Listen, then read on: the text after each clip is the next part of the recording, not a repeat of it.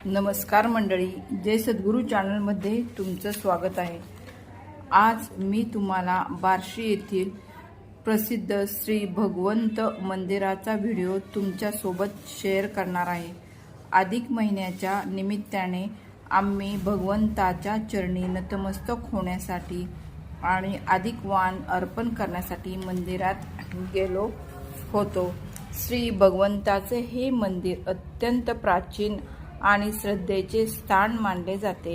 येथे दर्शन घेताच मनाला एक वेगळंच समाधान मिळते।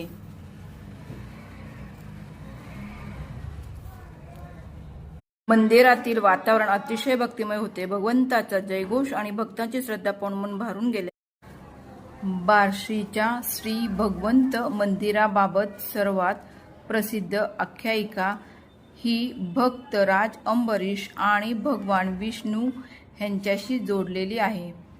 पुराणातील कथेनुसार भक्त शिरोमणी राजा अंबरीश हे भगवान विष्णूंचे अत्यंत निष्ठावान भक्त होते। एकदा महर्षी दुर्वास ऋषी यांच्या क्रोधामुळे अंबरीश राजावर संकट आले, तेव्हा त्यांच्या भक्तीने प्रसन्न होऊन साक्षात भगवान विष्णू लक्ष्मीसह प्रगट झाले आणि अंबरीश राजाचे रक्षण केले। अशी पुराणात आख्यायिका आहे की भगवान विष्णूंनी याच स्थानी श्री भगवंत या नावाने दर्शन दिले।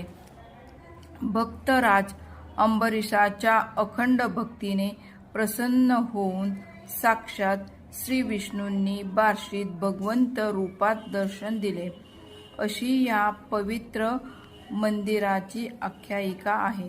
म्हणूनच आजही येथे अंबरीश वरद श्री भगवान हा जयघोष भक्तिभावाने केला जातो।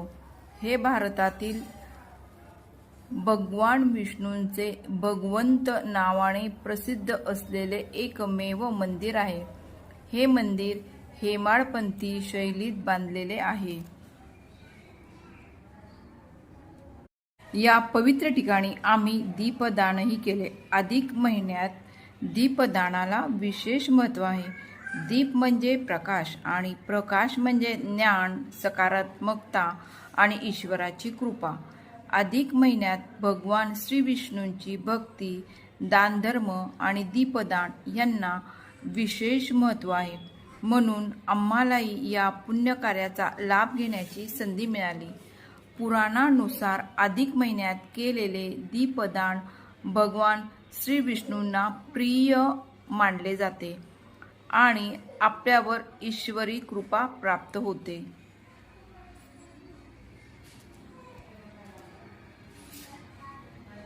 मंदिरातील वातावरण अतिशय भक्तिमय होते। भगवंताचा जयघोष आणि भक्तांची श्रद्धा पाहून मन भरून आले। आपणही बार्शीला गेलात तर श्री भगवंताचे दर्शन अवश्य घ्या आणि आपल्या जीवनात सुख, शांती आणि समृद्धीची प्रार्थना करा। तिथे भक्तांसाठी प्रसादालयाची व्यवस्था केलेली आहे। व्हिडिओ आवडला असेल तर व्हिडिओला लाईक करा, शेअर करा आणि सबस्क्राईब करायला विसरू नका। धन्यवाद।